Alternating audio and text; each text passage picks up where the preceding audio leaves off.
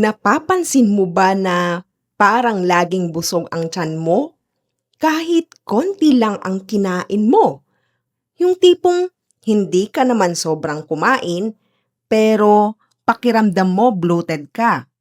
Parang may hangin sa tiyan. Minsan, sasabihin natin, kabag lang to, normal lang to. Pero paano kung hindi na? Paano kung ang bloating mo ay may kinalaman na sa gut health mo? Sa video na ito, pag-uusapan natin kung bakit ka laging bloated at ano ang sinasabi nito tungkol sa digestive system mo. Let's begin! Unahin natin, ano nga ba ang bloating?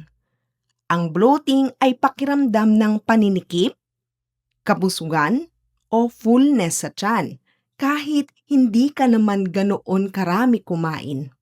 Minsan, pakiramdam mo parang busog ka pa rin kahit ilang oras na ang nakalipas mula nang kumain ka.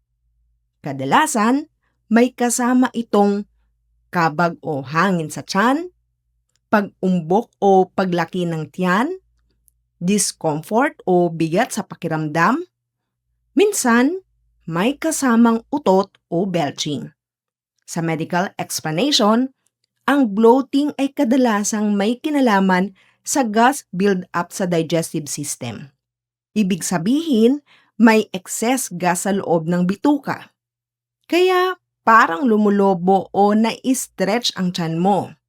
Pero hindi lang gas ang dahilan. Sa ilang kaso, ang bloating ay may kinalaman din sa slow digestion o mabagal ang galaw ng bituka, fluid retention, may naiipong tubig sa tiyan, sensitivity ng gut, mas reactive ang digestive system mo. Sa medical terms, maaaring ma-involve ang gastrointestinal motility kung gaano kabilis gumalaw ang pagkain sa bituka, visceral sensitivity kung gaano kasensitive ang tiyan sa pressure o gas. Kaya may mga tao na konti lang ang gas, pero malakas ang pakiramdam ng bloating. Importante ring tandaan na ang bloating ay hindi lang pisikal. Minsan, nakakaapekto rin ito sa confidence, comfort, at daily activities. Dahil pakiramdam mo laging mabigat ang tiyan mo. At kung madalas itong nangyayari, hindi na ito simpleng kabag lang. Ito ay senyales na may nangyayari sa digestive system mo na kailangan mong maintindihan. Reason number 1, excess gas o fermentation.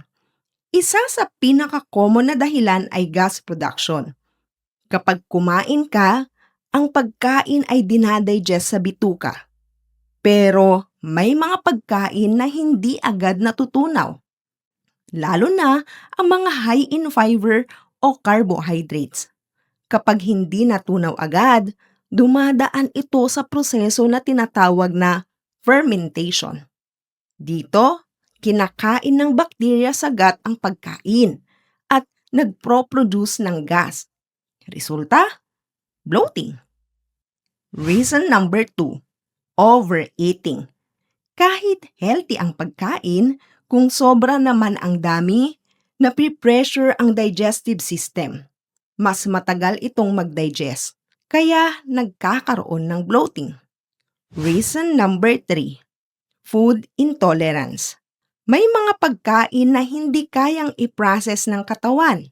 Halimbawa, lactose o milk, gluten, certain carbohydrates. Ito ay tinatawag na food intolerance. Kapag kinain mo ito, nagkakaroon ng gas at bloating.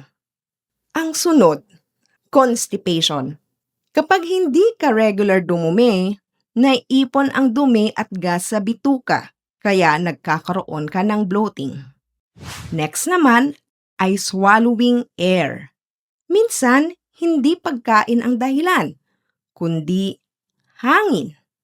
Kapag mabilis kang kumain, nag-chew gum, umiinom ng soft drinks, mas marami kang nalulunok na hangin.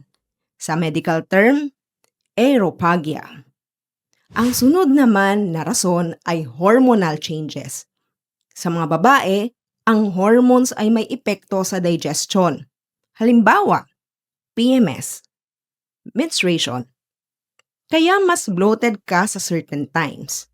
Ang next naman na rason is gut microbiome imbalance. Ang gut mo ay may bacteria na tinatawag na gut microbiome. Kapag hindi balanse ang bacteria, mas maraming gas ang naproproduce. Mas nagiging sensitive ang tiyan.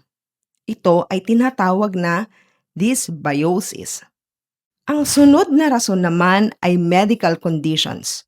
Sa ibang kaso, ang bloating ay maaaring senyales ng acid reflux, infection, o iba pang digestive problems.